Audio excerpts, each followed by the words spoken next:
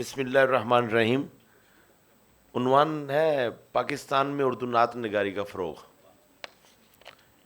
قیام پاکستان دنیا کی تاریخ اور بالخصوص برصغیر پاک و ہند کے مسلمانوں کے لیے بہت اہمیت کا حامل ہے۔ ہم بحیثیت قوم ایک مشکل اور مبارک لمحے سے گزرے۔ مسلمانوں کو ایک الگ خطۂ زمین چاہیے تھا جہاں وہ اللہ تعالیٰ کے احکامات اور نبی پاک صلی اللہ علیہ وسلم کی سیرت اطہر کے مطابق اپنی زندگی بسر کر سکیں، لیکن اس الگ وطن کے حصول کے لیے برصغیر پاک و ہند کے مسلمانوں کو جان و مال کی ان گنت قربانیاں دینا پڑیں۔ اللہ تبارک تعالیٰ سے تعلق اور حضرت محمد صلی اللہ علیہ وسلم سے قلبی محبت و عقیدت اس سارے میں بنیادی جذبے کی حیثیت رکھتے ہیں۔ یہی وجہ ہے کہ اپنے مقصد کے حصول میں کوئی نقصان، کوئی مشکل ان کا راستہ نہ روک پائی۔ اس دوران ادب میں بھی کلیدی تبدیلیاں رونما ہوئیں۔ اس دور میں شعری تخلیقات کی بات کی جائے تو نظم و غزلوں میں بھی حب الہی اور عشق رسول صلی اللہ علیہ وسلم کے واضح اشارات ملتے ہیں۔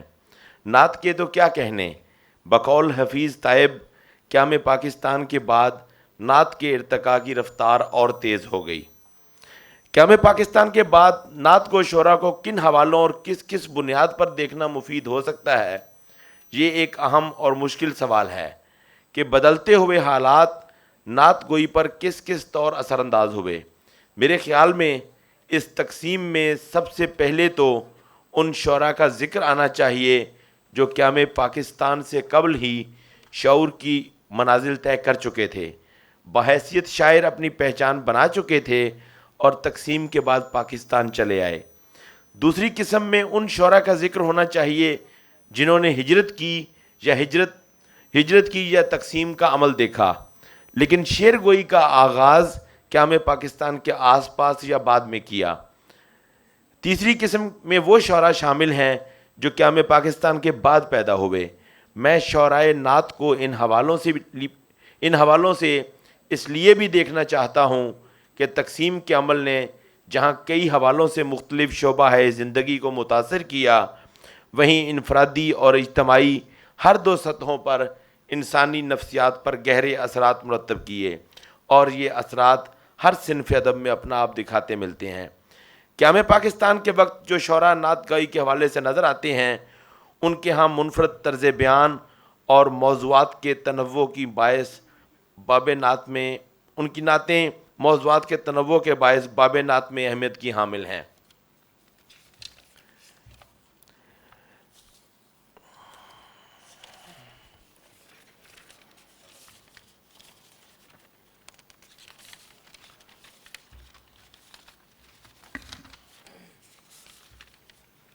پاکستان میں نعت گوئی کے دور ثانی میں جید شعراء کرام نعت کی طرف مائل ہوئے۔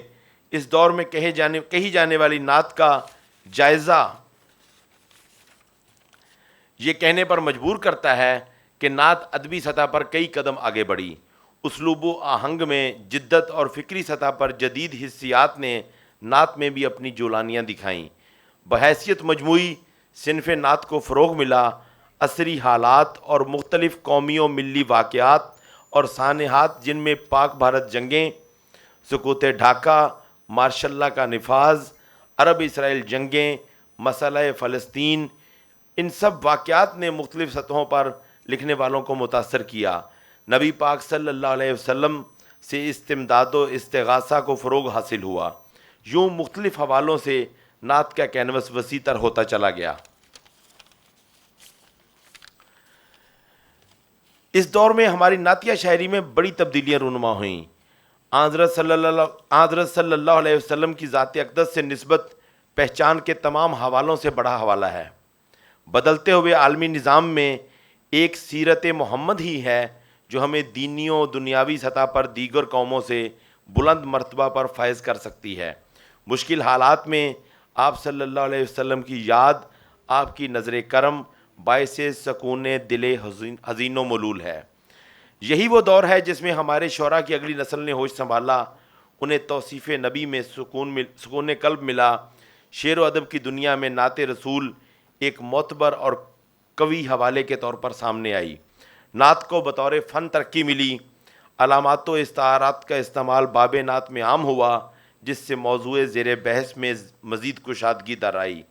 اساتذہ کے نقش قدم پر چلتے ہوئے مختلف اصناف شعر میں نعت کہنے کا چلن عام ہوا، قصیدہ جیسی مشکل صنف کا احیاء ہوتا نظر آیا، طویل نعتیہ نظمیں لکھی گئیں، آزاد نظم میں تجربات جو اس نسل سے قبل خال خال ہی ملتے تھے عام ہونے لگے۔